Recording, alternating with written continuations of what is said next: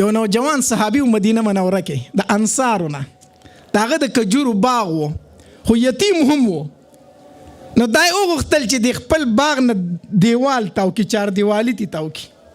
نو چې کله د خپل باغ نه چار دیوالي تاوله که نه، نو چې کله دیوال به یې نیغو نو د ګاونډي کجوره پکې راتله، او چې دغه کجوره یې پرېښودله نو دیوال نیغ نه راتو. نو دی په دې ګاونډي پسې لاړو، وی دا یوه کجوره ته د دې وجې نه زما دیوال نیغ نه راځي، خو که دا کجوره ته ماله راکړې که نه په ما یې راخرڅه کړي نو زه به د خپل دیوال نیغ کړمه. نو دا یوه کجوره د یو ډکې د هغې د وجې نه زما ټول دیوال خرابېږي، دا ماله راکړه. هغه مشر حاجي صاحب او دا مشران هسې هم په دې ونو منو ډېر زیات میني که نه، هغه وی نه یې در کومه، وی را خرڅه به یې را باندې که، نه یې در خرڅوم در باندې بس. دغه علاقې صحابي لاړ نبی علیه صلات وسلام لره، وی د الله پاکه پیغمبره، نبی علیه السلام به په یتیمانانو ډېر زیات خفه کېدو، ډېر زیات خفه کېدو.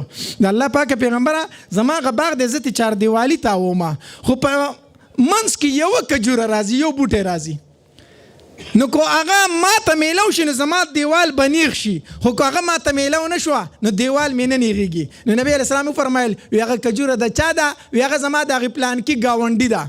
وی څه وکړم؟ وی د الله پاکه پیغمبره ته ورته سپارښت وکړه کیدای شي په ما یې را خرڅه کړي. نبی علیه السلام وی ښه. هغه مشر حاجي صاحب یې راوغوښتو، هغه مشر سړی، نبی علیه صلات وسلام ورته وفرمیل وی دا یوه کجوره ده دا دله ورکه چې دی پې خپل دیوال نیغ کړي. صحابي ورته څه فرمایي؟ وی د الله پاکه پیغمبره حکم دی او کو مشوره ده، رای ده، رای را کوي کو حکم راته کوي، کو حکم خو بس بیا یې ورته پرېږدم، کو ته راته وایي چې ورکړه خو بیا یې ورکوم، او که نه ما ته وایي چې ستا خوښه ده که ورکوي که نه ورکوي نو بیا ما ته خپله رای پرېږدوه. نبی علیه السلام حکم خو درته زه ورکه نه کوم چې ستا کجوره ده، نو صرف سپارښت درته کوم چې ورکړه. وی د الله پاکه پیغمبره نه یې ورکوم ورله، نه ورکوم ورله دا کجوره، مشران په ونو ډېر میني که نه، نه ورکوم دا کجوره. نبی علیه صلات وسلام ورته وفرمایل وی دا کجوره ورکه، ته دې په بدل کې به الله تعالی په جنت کې کجوره درکړي. وی د الله پاکه پیغمبره جنت ته خو به زه مسلمان یم که نه؟ وی یوه دې پکې نه که نه، جنت ته خو ځم که نه، یوه کجوره دې پکې نه، یوه دې پکې نه، خو دا دله نه ورکومه. نبی علیه السلام وی ښه ستا خوښه ده. نو نبی علیه صلات وسلام چې دا خبره وکړه که نه، وی کو دا کجوره دې ورکړه الله تبارک وتعالی به په جنت کې څه درکړي؟ کجوره. صحابه کرامو چې دا خبره واورېده ډېر زیات خواهش پیدا شو، ډېر زیات خواهش پیدا شو. چېرې دا څنګه صحابي دی؟ نبی علیه صلات وسلام ورته فرمایي چې په جنت کې الله کجوره درکړي، خو د دې دا مطلب شو چې الله دې جنت ته بیایي که نه، جنت ته بیایي. یو صحابي پاڅېدو، د هغه نوم دی ابو دحداح رضی الله تعالی عنه. وی د الله پاکه پیغمبره، نبی علیه صلات وسلام ورته وفرمایل وی جی وی دا خبره د ده سره خاص ده، کو الله به دا کجوره موږ له هم په جنت کې راکوي. دا صرف د ده سره خاص ده چې دی ورله دا کجوره ورکړي نبی علیه السلام ته، د صحابي ته، نه الله به ورله په جنت کې کجوره ورکوي که نه، دا عامه ده. نبی علیه صلات وسلام ورته وفرمایل د ده سره خاص نه ده، که دا کجوره چا د یتیم له ورکړه الله ورله په جنت کې ورکوي، چا چې ول هم ورکړه الله ورله په جنت کې کجوره ورکوي. ابو دحداح رضی الله تعالی دغه مشر صحابي ته داسې متوجه شو، وی ما خو پیژنې که نه زه ابو دحداح یم؟ وی او ډېر ښه دې پیژنم. وی په دې مدینه منوره کې د ټول نه مشهور باغ د چا دی؟ وی هم ستا دی، د ابو دحداح ستا دی که نه؟ وی پیژنې که نه؟ وی کوم باغ یادوي؟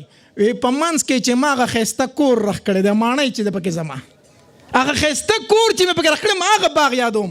یاره هغه شانتې باغ خو په مدینه منوره کې چېرته نشته دی، هغه شانتې باغ خو په مدینه منوره کې نشته دی. وی خوښ دی وی او وی دغه یوه کجوره ما ته راکړه، دغه روغ باغ مې ستا کو، دغه یوه کجوره ما ته راکړه، دغه روغ باغ مې ستا کو. هغه مشر صحابي حیران شو چې دا دې څه وی؟ وی د الله پاکه پیغمبره د ابو دحداح دا خبرې اوري؟ نبی علیه صلات وسلام ورته وفرمایل وی اورمه. وی ته پې ګواه شه، ګورې خبره داسې کوي. نبی علیه صلات وسلام وفرمایل وی زه پې ګواه یم ګواه. ابو دحداح رضی الله تعالی لوی باغ د یوې کجورې په بدل کې ورکو. یوه کجوره یې واخیسته، هغې یتیم صحابي ته وی خپل دیوال نیغ که د خپل باغ سره دغه کجوره شامله که. ابو دحداح رضی الله تعالی نبی علیه صلات وسلام ته داسې وکتل، متوجه شو، وی د الله پاکه پیغمبر الله مال هغه کجوره راکړه، هغه الله مال کجوره راکړه. نبی علیه صلات وسلام ورته وفرمایل وی نه درې نه کړه. ابو دحداح رضی الله تعالی حیران شو چې باغ مې هم ورکو او ما ته خو کجوره میلاو نه شوه. نبی علیه صلات وسلام ورته وفرمایل ابو دحداح چې دا یو کجوره تا ورکړه وې الله به تعالی په جنت کې یو کجوره درکوله. تا خو لوی باغ ورکو، تا خو یو کجوره نه لوی باغ دی ورکو. الله تعالی په یو کجوره په جنت کې نه، الله دومره باغونه تعالی په جنت کې درکړل چې د هغې ونې شمېرل ممکن نه دي، د هغې ونې شمېرل ممکن نه دي. ابو دحداء رضی الله تعالی په منډه منډه روان شو چې د باغ خواله ورسید کنه، اوس باغ خو بل صحابي ته ورکړی، د باغ نه بار ودرېدو، خپلې بیبي ته چغې اوازونه شروع کړو، ای پلان کوي ای پلان کوي. هغې ورته اواز وکړو، وی حضرت څه چل دی؟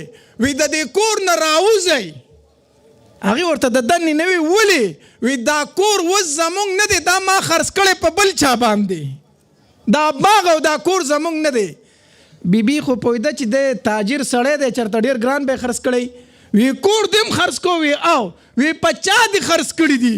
وی ما په الله خرڅ کړلو، ما په الله خرڅ کړو. نو بیبي وا بیبي ورته د دنې نه اواز وکړو، وی ای ابو دحداح تر اوسه پورې چې دې څومره بیې کړي په هغې کې ټوله پیدمنه بیه دې وس وکړله.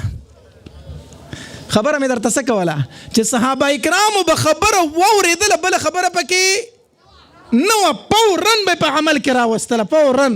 مونږ خبرې ډېرې واورو خو عملو نشته دی، عملو نشته دی، کمزوري په دې ځای کو.